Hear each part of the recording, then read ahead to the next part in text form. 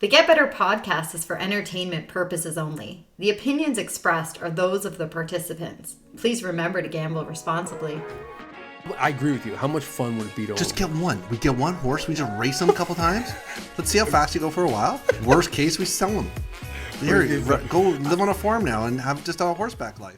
Welcome to Get Better for April 28th. I'm Troy Gubb. I'm here with Luke Boone. Took a week off last week. We're still reeling from that Ben Askren loss. Luke, how you doing, buddy? Good. I'm not too bad. That was a rough outing for Askren. Tuned in, caught the fight, caught the match. Like, what a crazy spectacle of a night! Like, what was going on? Insane, man. There was so much happening. My favorite part was like all of a sudden out of nowhere, Pete Davidson's walking around. Ric Flair shows up, and they step into a cage of a slap fight. Mm-hmm. I'm like, what is going on in this broadcast? That was like right when I tuned in. Yeah. Like right when I tuned in, I was like, what is happening right now? Oh my God. And De La Hoya, oh my God.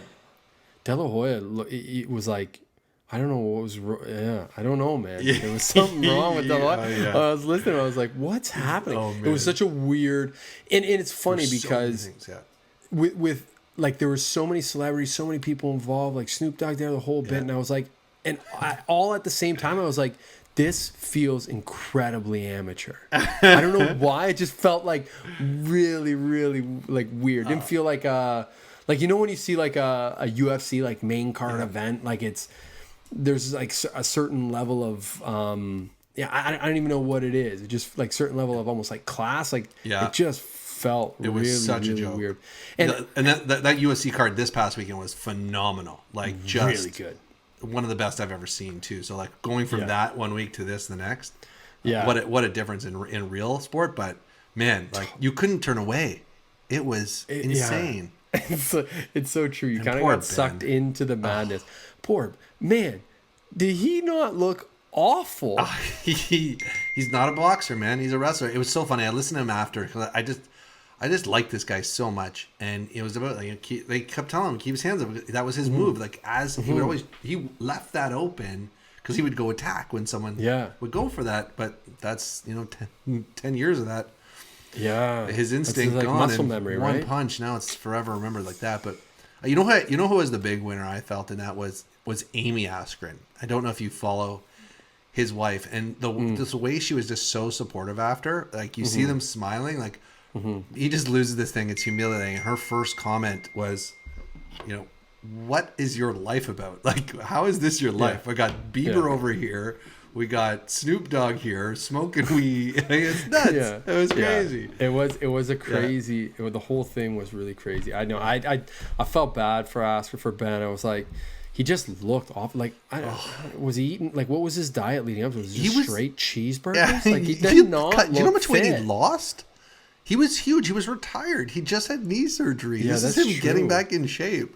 He was like 20 pounds heavier than his normal fighting weight, too. Yeah. Like, I know. It was tough. It was tough go. And tough on the books there. Yeah. Oof, the bankroll. Bankroll took a bit of it. Yeah. I had Askren. I remember telling you. I had him every round. As long as he won every round. Or it was I think I Paul by advised decision. against that one. Yeah. Oh yeah. You definitely did. Maybe not. And now we got his brother. His brother's going to go against Mayweather? Oh, come on. What is this? It's such a gimmick, but they found such a niche, right? Like, let's go. Like, it's gimmick boxing, but it's working. Whatever this is, it's drawing a crowd. I'll watch it. It just seems... exactly. I'll watch it, too. It just seems weird again. Like, not even in the same weight class. The height, so like, I get it's an exhibition, and it's just for a bit of a paycheck and show and everything. But I don't know if I. Yeah, it's weird. But so again, like I was sucked into the madness and mayhem of it, and will probably be the same when it comes to Mayweather. For sure. And Mayweather is one of the best when it comes to like pre-fights. Oh yeah. Like he's all the too, hype. Right? Like everything coming off to it. He's gonna chat the media. Be a bunch of that trash talk back and forth, which would be fun to watch. So, But on to bigger and better things. This week, the Kentucky Derby. Yes, the ponies. Yes, about time. I know. Seriously, how can we do a betting podcast and have not talked about the ponies and horse racing yet? It's so fun to think about. I know you talked about this about the Super Bowl, right? This is that one time a year where people come around to horse racing again. And one of the things I learned this week was I forgot how fun it is to bet on horses and to look at horses. I know you went really deep down the rabbit hole. Yeah, I did. I went really deep. I started looking into things that like it was just every article I read, every new thing that I listened to, it took me one step further. I started looking at pace and reading into like this crazy algorithm, how they figure out the pace of the horses and it's a factor of how fast they're running plus the track conditions. And I just went super, super deep, but it was a lot of fun. Like I learned a ton about horse racing and like, truthfully, never been to a track. Never been to a track. Like I'm almost ashamed to say that because it's a huge bucket list. I would love to go. We gotta go to the Kentucky Derby. Oh, for sure. We should definitely. I like I said, I've never been. You've been. Have you been? Yeah, I've been a couple times. It's a fun experience, right? It's you take it all when you get there, you really become involved into the experience, and you get it. And I find because there's so many multiple races, you're running up, placing your bets, you're doing it in person if you can. Like it's fun. It's an event. It really is. A funny story, like early 20s, my best friend Chris Bath, he is his dad was an avid horse bettor, and we're about to go to the bar, and his dad gets on the phone with him, and they're talking, and he's like, I got a tip. I got a hot tip. And this is where I fell in love with kind of horse riding because of this behind the scenes shenanigans. We got a hot tip. So he tells us this hot tip, and immediately me and Chris are like, we're not going to the bar. The race is on. I can't remember if it was like 7 or 8 o'clock or 9 o'clock at night. We go down to Greenwood Racetrack. So if you don't know where Greenwood was, it was it's all buildings down a complex, but it was between like Woodbine and Coxwell, south of Queen. So that whole thing was Greenwood Racetrack when I was growing up. And then it became the off track, and the off track I believe is still there, and there was a movie theater there, and it's a bunch of buildings now. Anyway, we go in there and we're going to place these bets, and I can't remember what the payout was. I believe it was like a 25-1, and we're pretty young at the time, so we're like, okay, let's go bet this thing. We'll go bet Chris's dad's his tip, and we think we each put down $25. And what I didn't tell Chris was after we each did this $25, I did another $25. Naturally. And not tell him, right? Not tell him, right? Lone soldier. Of course, right? Yeah. Because he's got his bet, so we think we're winning together. Turns out, what an experience. Horse covers, wins. Immediately we're like, we love this hot tip. I wish I remember what the tip was. They're like, this horse was always something like this. Anyway, we went back to the bar celebrating because he won $625. And I had $1,200, right? So I got to be an extra a little bit like he was pissed. My buddy was pissed because I did this extra bet because he would have done it too. So I had this extra little bit of winning. So it got me. If I fell in love with it after that. So it was it's a really, really fun experience. There's nothing like it when your horse is coming back near the end. And getting excited about Kentucky Derby now this week. Yeah, I know. It's an exciting week. It's fun to watch.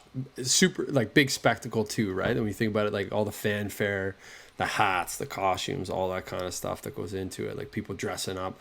I love it. I've watched it almost every single year. I watch the three big races for sure, the Triple Crown, But yeah, so Kentucky Derby this week, we figured we focus a little bit on that specifically and give some sort of tips and some insights around what to look for. I guess the first place to start is like, what are the ways in which you can bet? If we're talking about like true beginner betting into horse racing, don't know a lot about it, what are the ways in which you can actually bet? And let's start there, and then maybe we'll dive deeper into the Kentucky Derby specifically and look at like things to watch out for, things to look for, and then maybe talk about some of the picks as well. But I guess in first and foremost in horse racing, like what are the ways in which you can bet? It's so funny. Like the very first thing I always do is, what's the horse's name? Because they're ridiculous, and we'll get into it. But if you're looking at the ways you bet, it's win, place, show. So win, you're betting on the winner.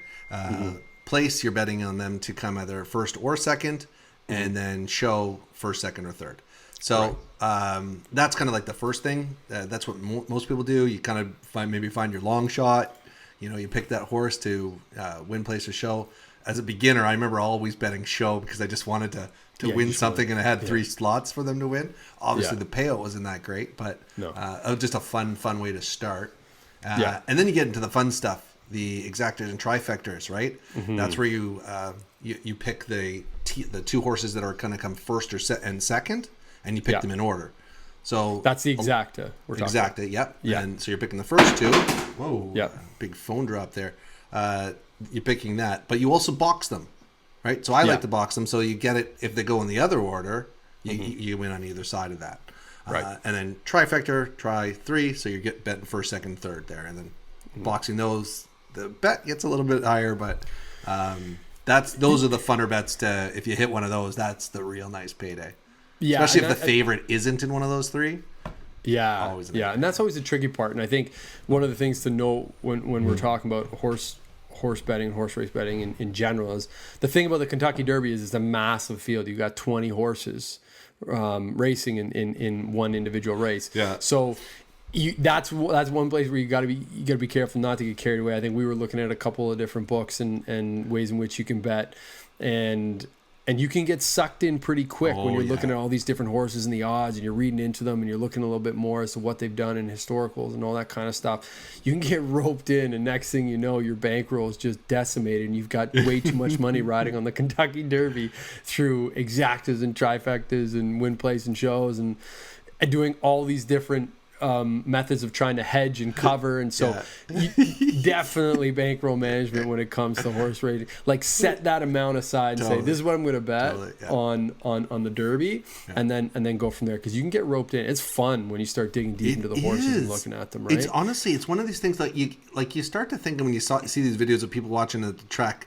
it kind of looks kind of like, I don't know if I want to do this. And then you get into it, and I have to admit, it's just fun. It's fun. And then you get deep into it, and you look at some of the sheets, these handicap sheets, and it's fun. It's cool. Like this whole thing about equi-based top speed figures. Yeah, that's where I went super, super deep into figuring out the pace of these horses and what to watch for and all this kind of stuff. And I got roped in. What did you learn there? What did you learn with that? Like, what did you learn when it came to like things like pace? Yeah, so I mean, one of the things that kept coming up when we were talking, when I was reading and looking and listening to other things around the Kentucky Derby is, pace has been a big factor over the last couple of years, and they expect that this Derby in particular too to be really quick, to have a quick pace. So it's one thing you got to watch for when you're looking at, and that's when I started digging deep into the horses. Each horse has got a different style of running, right? There's those horses that are like pace pressers, the ones that want to push the pace, they go out and that's what they do. There's ones that kind of ride in the back and they're closers. Then you got ones that are like stalkers that kind of sit in the middle of the pack and then they stalk and they chip their way forward. So it's interesting when you look at the different horses, the running styles, the pace, then you factor in the track conditions. At Churchill Downs where the Kentucky Derby is run, we're talking about a dirt track versus other tracks that are synthetic and turf. And so all those things you got to get factored into it. But really, like one of the big things that I learned and took away from all this, there's a couple key things that you want to look for in terms of horses and when you're going to start to dig and do your research. And again, like we sound like a bit of a broken record here when we talk about do your research. You should be doing your research in every single thing you're wagering. Give yourself an edge. Absolutely. And in this case here, you should absolutely look at all these different factors. But there was a couple things that jumped out at me and were pointed in sort of the direction that you want to look at. And it's some of those things where you look at the couple different categories. One was sort of the prep races leading up to the Kentucky Derby. That's basically the qualifiers, right? In terms of I've how always you wondered that. Like, how the heck do you even get your horse into the Derby? Yeah, and I had no idea either until I started reading about it. I've always wondered, like, what is it? What's the tournament? Like, how do you get there?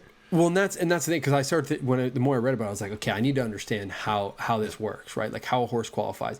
So there's all these prep races that build up to these main events and things like the Kentucky Derby, and so those prep races are all categorized by points. So different races have different points, and how it works is the top 4 horses in these prep races earn points, and those points account towards your total.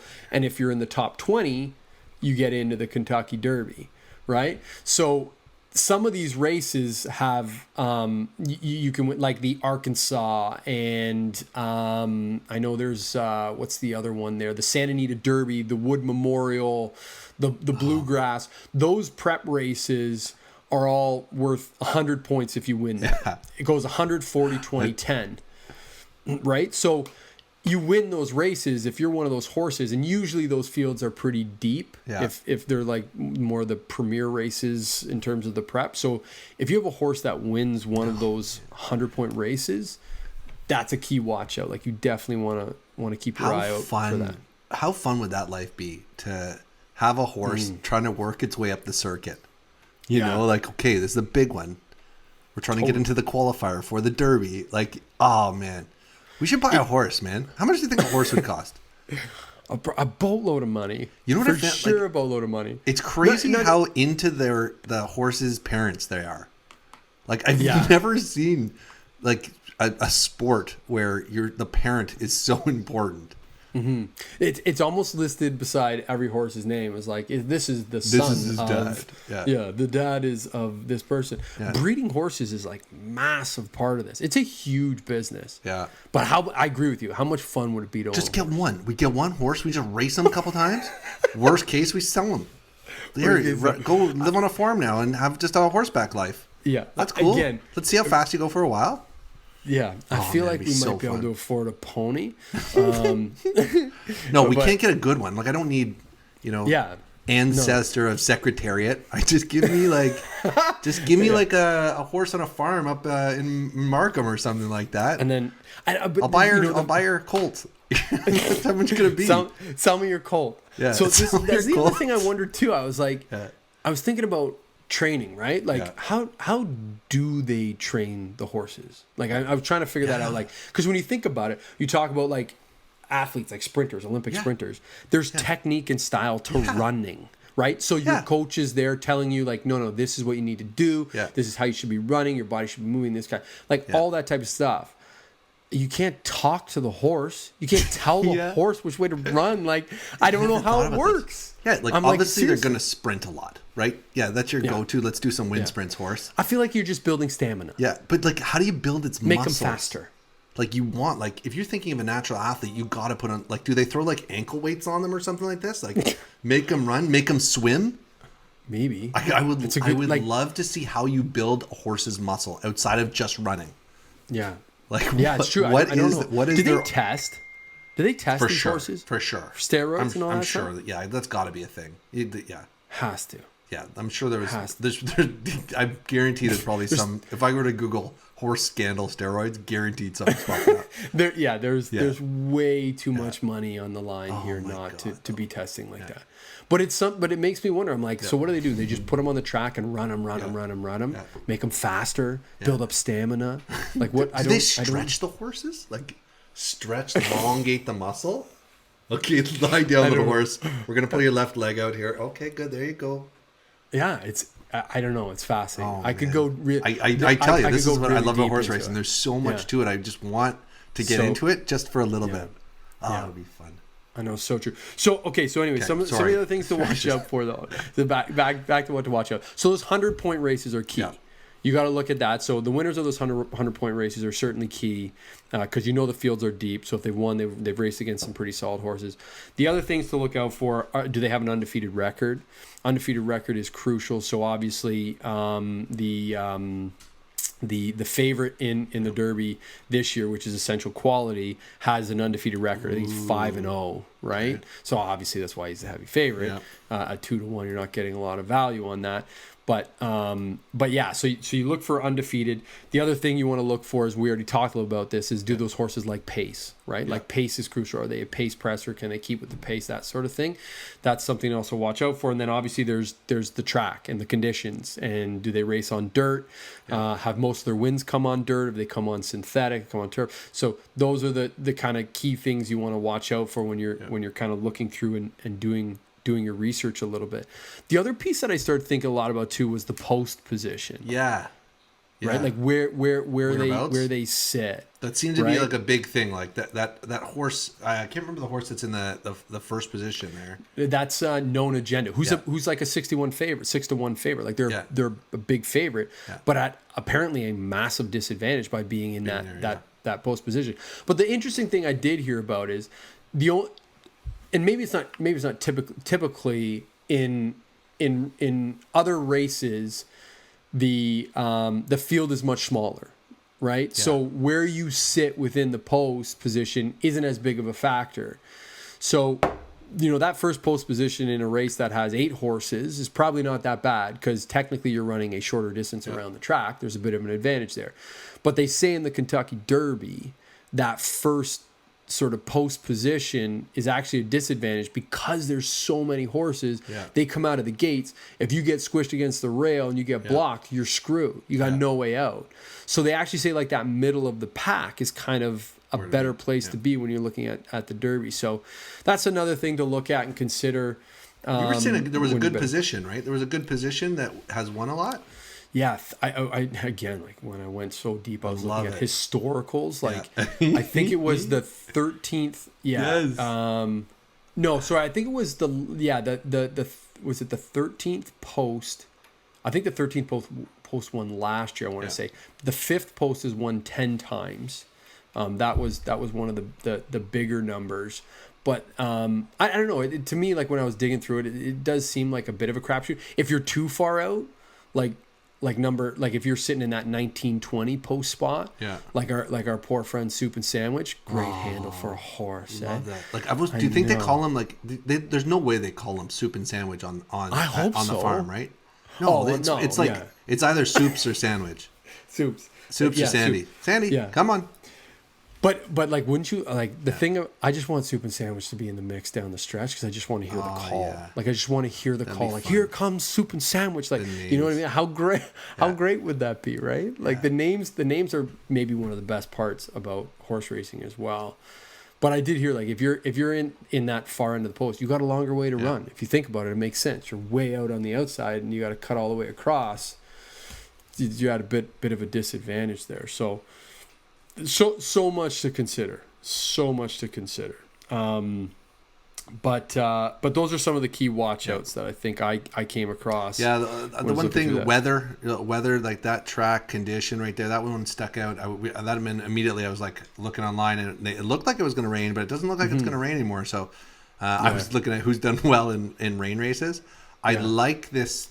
I mean, we found a couple good sites here. The Kentucky Derby site itself was awesome.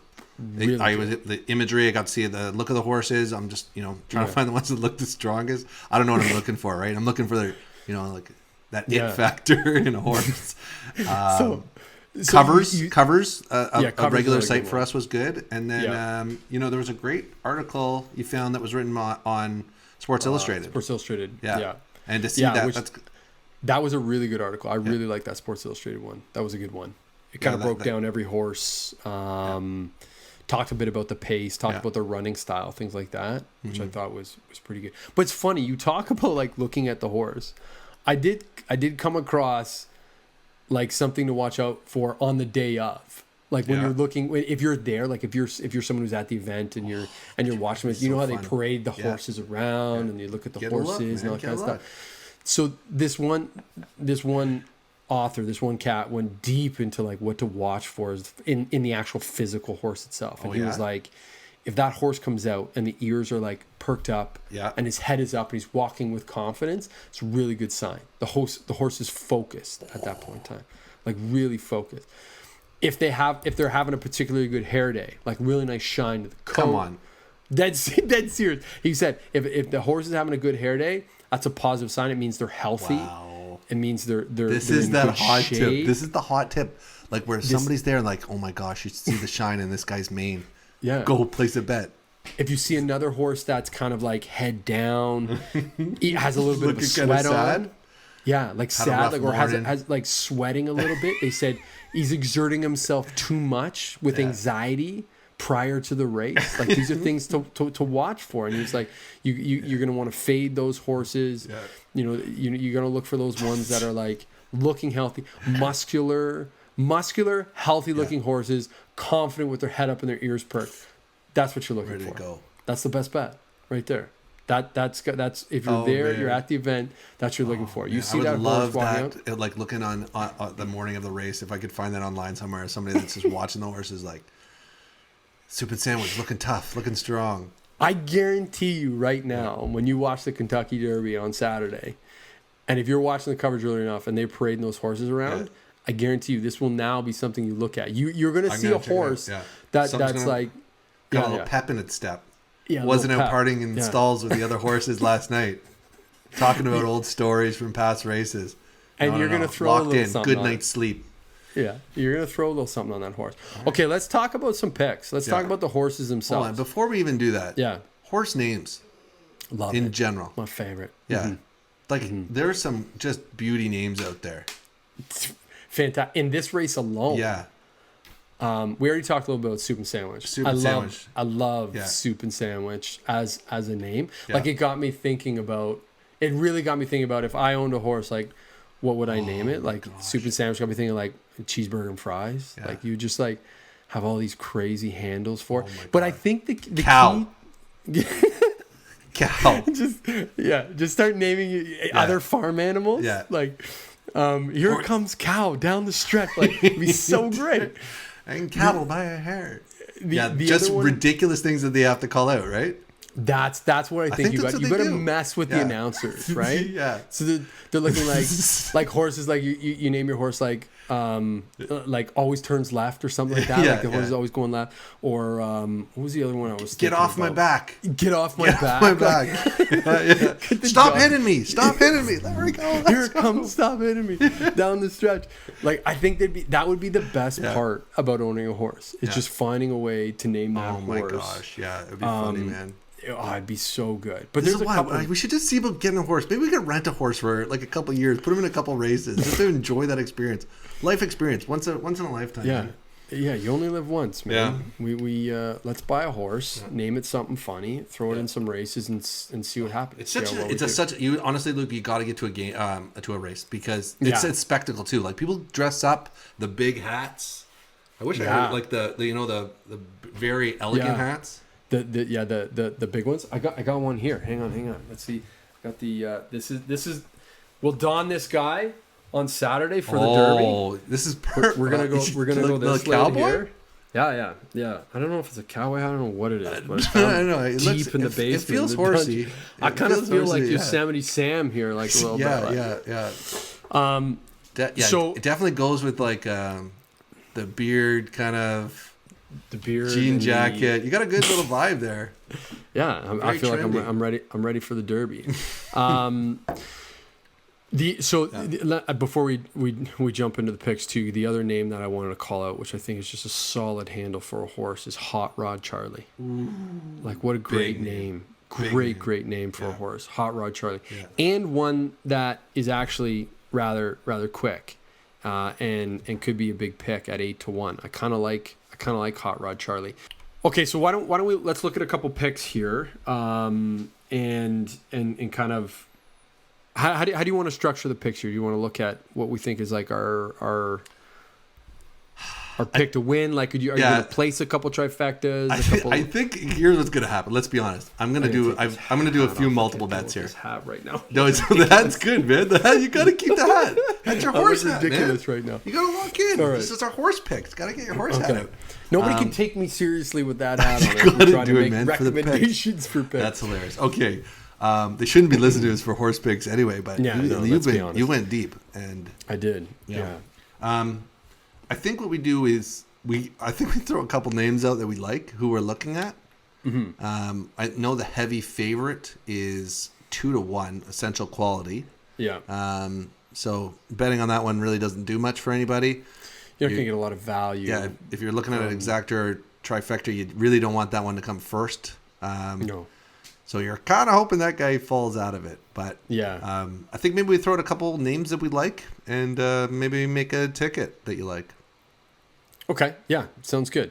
So do you want to go first? Who do you have on your list? Sure. There's a couple I like. So I really, really like... This is my long shot. I'm going to start here. Because if I'm locking in on one horse, I went back and I was reading that Sports Illustrated article, and they talked about his last race. So I went back and started watching his last race, and it was kind of muddy, and I was really hoping it would be a little rainy. It is in the dirt. You know, maybe the course, not like a made track. So, and he won that race against a pretty heavy favorite in this, and that is King Fury. King Fury. My long shot. He's won a couple races at Churchill too, has he not? He has. He won 2 races. He won the Street Sense Overnight Stakes. Yep. I'm not sure how many points he earned for that one. And he won the Maiden Special Weight, both at Churchill Downs. Yep. So some experience here. He also has a 5th place at Churchill Downs in the Kentucky Jockey Club Stakes. That was in November of 2020. But all of those races were in 2020. But he's got a couple firsts. Like I would get behind you on this pick with King Fury here. Yeah. I think he's a good pick as like a dark horse. Yeah. Kind of back of the pack. Deep closer, man. Deep closer, they said. Yeah, deep closer. I love the idea. By the way, I really, really like horses that come back from behind. I don't know why. Just something fun about that. Fun. Like, here it comes. Yeah. Like, I don't want to be the guy that's out front. Hold on. You know?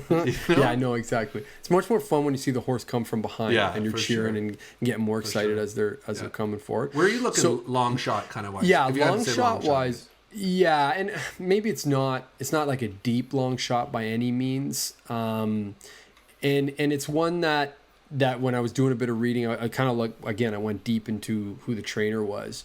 And so this one for me was it's called Medina Spirit. They're 15-1, so not like super deep as a long shot, but their trainer is Bob Baffert, and Bob Baffert has won. He's got 6 career wins at the Kentucky Derby, and he's won 3 of the last 5. And so winning in 2015, 2018, and he won last year. So I'm banking on the trainer here with this one. That said, I believe he also had 2 other horses that were supposed to. One was Concert Tour, which was supposed to be a big favorite for this as well, or one of the favorites. They're out, so he's left with Medina Spirit is sort of this trainer Bob Baffert's. This Bob guy is pretty good. I take it. Like he seems like a big deal.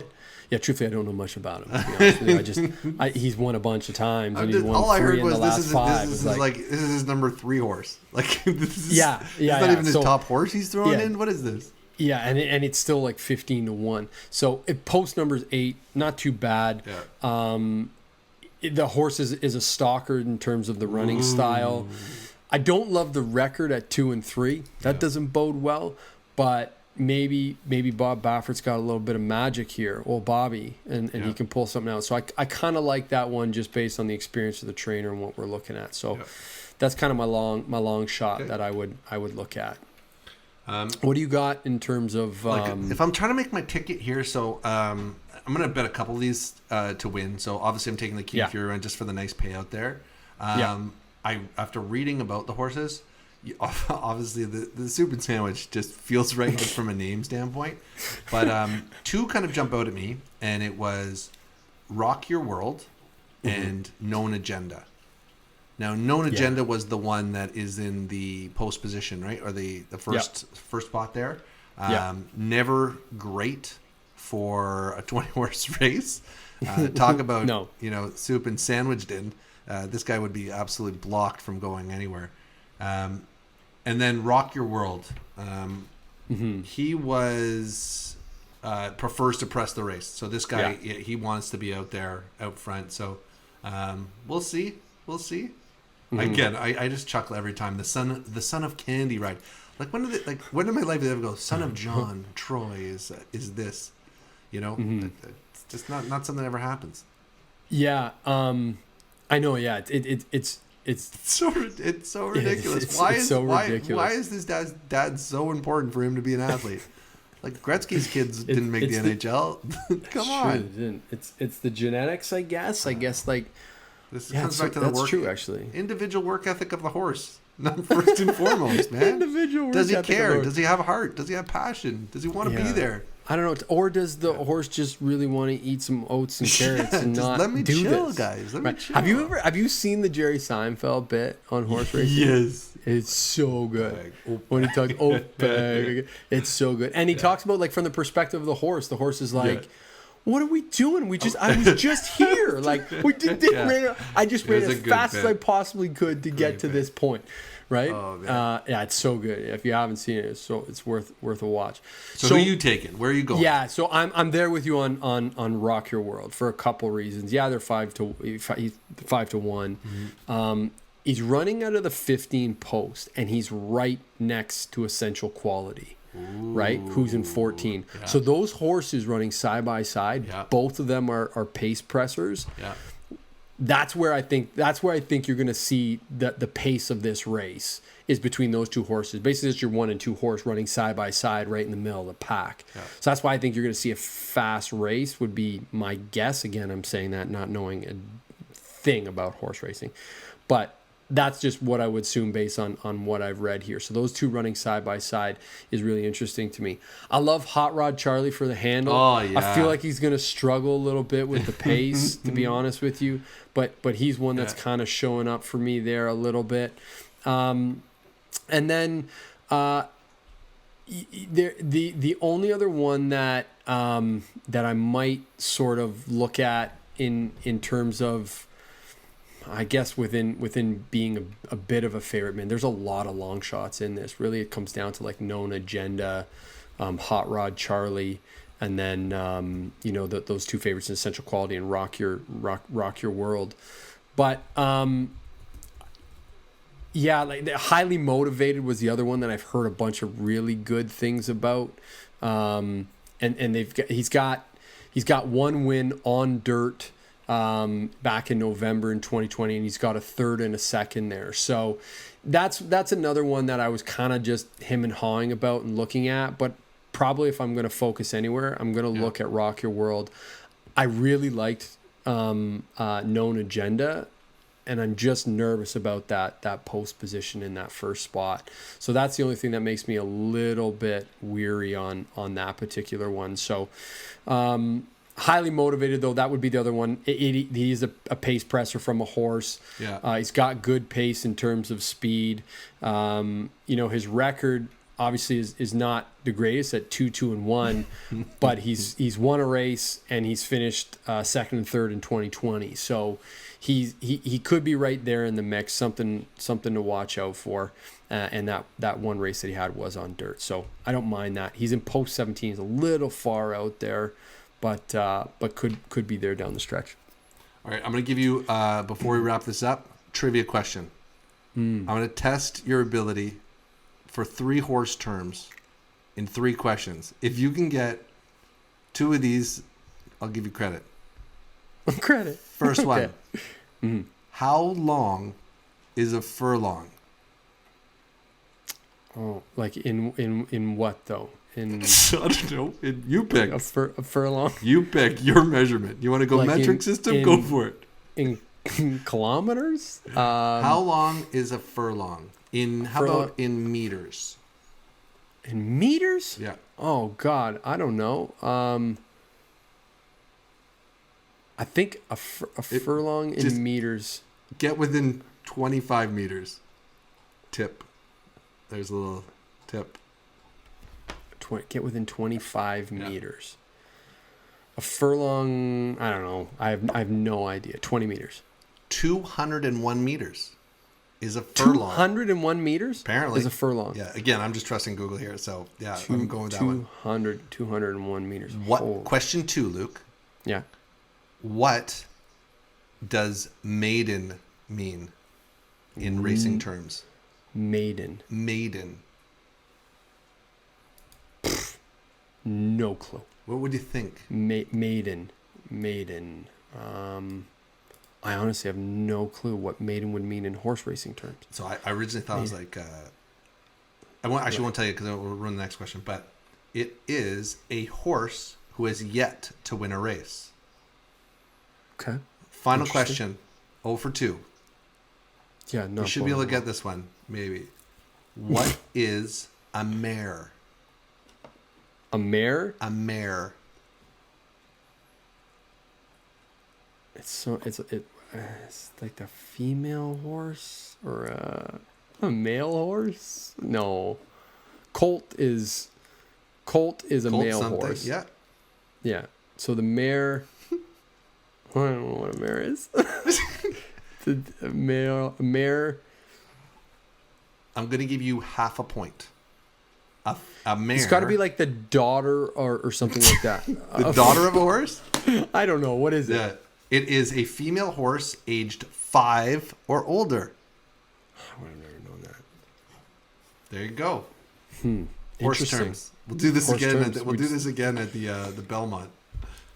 Yeah, maybe we'll be a little bit better when we get to the Belmont on our horse terminology. Yeah.